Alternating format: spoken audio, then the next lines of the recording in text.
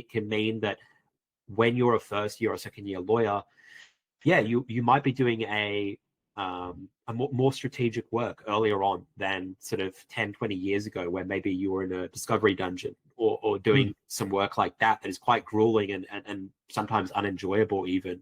And it kind of feels like maybe you're the dog's body within, the firm, right? Like it's there's an exciting potential there that you could be getting into, like, the higher echelons of like complex legal work earlier on, because partners, I think, are going to trust people with more.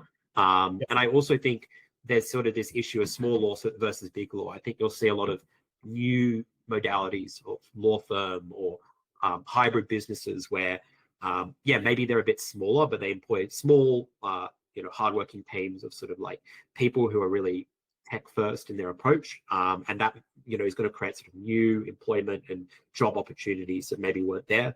And of course, I still think the larger firms and mid-sized firms, there is still hiring, there is still demand in the labor market right now. But of course, just lawyers in general should, I think it's always just a good thing beyond the practice of law to just sort of become, a generalist in your work, to see and look at other opportunities, like, maybe learn a bit of coding on the side, maybe learn a little bit of sales and business as you've learned, right, in your many years of experience. Like, these other skill sets that mean that you can sort of pivot into other areas adjacent to the law, or that aren't, so I think those are all good things to be looking at.